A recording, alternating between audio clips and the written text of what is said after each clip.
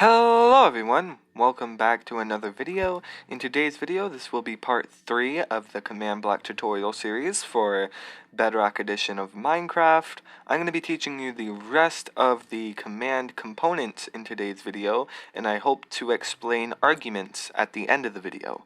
Let's get into it.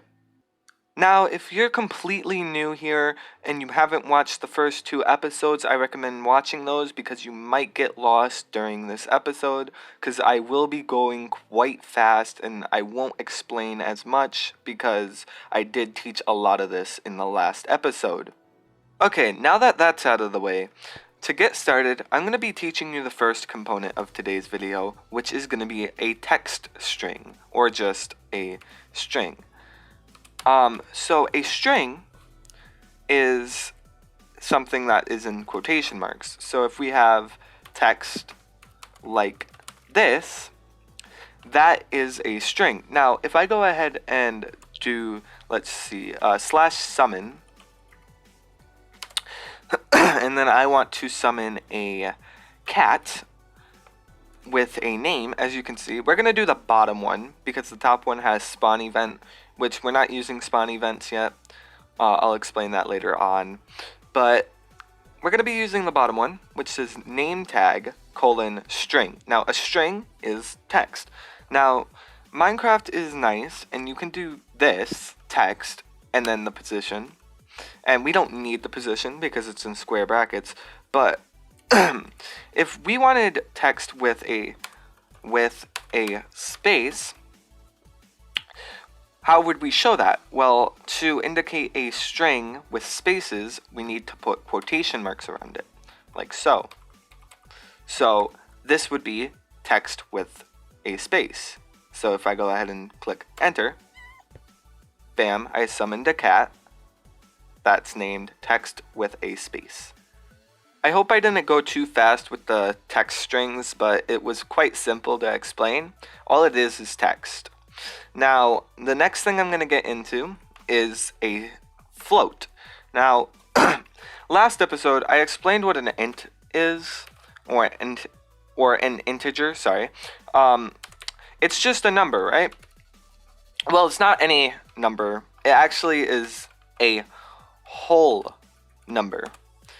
I forgot to explain that to you guys. It cannot be a decimal number. Now, what a float is, it can be any number. It can be a decimal, like 1.8, or 9, or anything. It could be anything.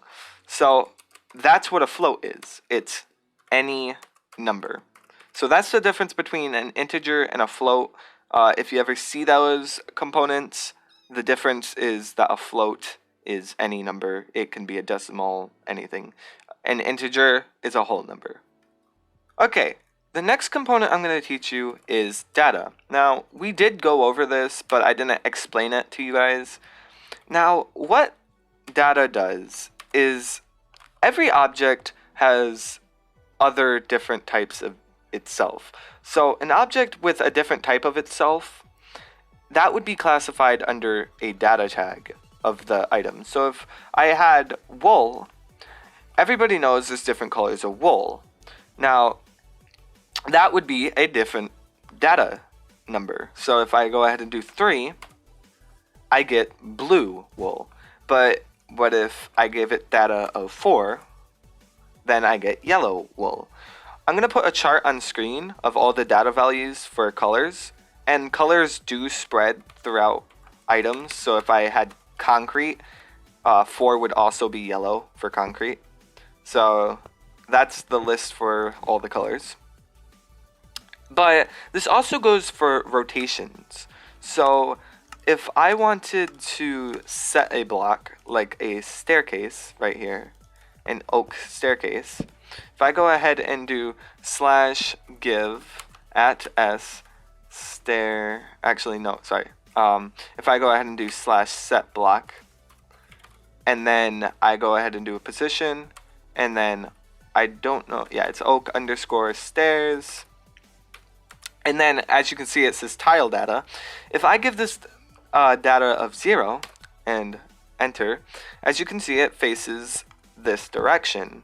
But if I go ahead and do the same command, but with a different type of data, like 5, as you can see, it's upside down now. So data also goes for rotation of any blocks. So if I have a trapdoor, like a oak trapdoor, and then I have a block, and I place it, and here, these are two different datas, and these also open differently, so these have a whole bunch of different datas, because if I placed it like this, that would be a different data compared to this, because it opens differently. Now, I hope that wasn't too confusing. Basically, data is just a different variant of a block, and if I went ahead and had a door, and did this, and this, these are two different variants, and what data does is it specifies these variants. You can search up the different data values for items online, and I did show you the colors, but I'm not going to show you every rotation of blocks. Okay, now that data is finished, I'm going to be starting to explain position 3. Now, I did talk about two of the positions, which are relative, which are shown by tildes, and then I showed exact, which are shown by 3 numbers, and then I also talked about another position, but I never actually showed you guys it. Now, what this last position is its direction. Now, it's actually directional, and it's shown by 3 up arrows. So what this is when you execute a command at an entity, or if I go ahead and do /give at s, or sorry, this doesn't have a position. If I do /set block, now I'm executing this command at me. And remember how I said if I do these 3 squigglies, it's relative to me. Now, we have directions that we face. So if I go ahead and put 3 of these, this means the last one means forward and backward. This middle one means up and down. And this first one means left and right. So if I wanted to, I could set a block 5 blocks in front of me to stone. Bam! It's set a block 5 blocks in front of me to stone. Now, it is a little finicky because it actually executes where your feet are and how your head's rotation would be towards your feet. So if I looked up a little bit and then I place stone, as you can see, it places 1 block below because it's actually executing at my feet, not my head.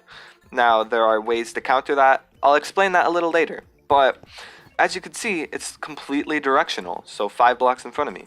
Now, if I wanted it to the side a little bit, or I just wanted to execute 5 blocks to the side, as you can see, over to the left, it's 5 blocks to the left. So if I go ahead and look this way, that would summon right there. And this also can be used to summon blocks above the player's head, and this means anywhere the player is facing, it's above. But if I go ahead and face upwards and then do that same thing, as you can see, it's going to execute over there. Okay, so now that we know the base components of commands, I can get into arguments. Now, I've been keeping something from you guys, and I haven't explained it yet, but selectors are groups of entities, right? Now, what if you want to get more specific in that group of entities? So this is where arguments come in. I'm not going to be telling you all the arguments in today's video. I'll do that next video. But I'll be showing you how to set up an argument. Now, what an argument is, it sort of tells it, find this specific thing within this group. So if I do at A, and then to show arguments, you do square brackets afterwards. So this is how you show an argument.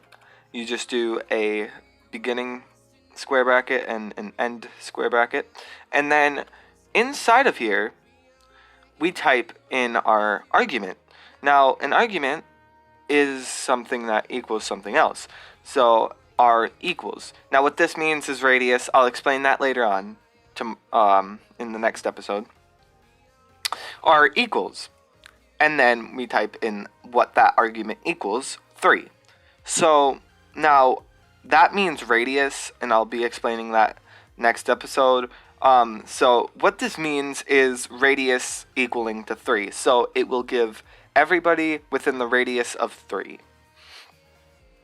Now, there are more than just the radius argument, and a lot of people don't know this, but you can actually add more than one argument. And the way you do this is by splitting it up with a comma. And now you can add another argument.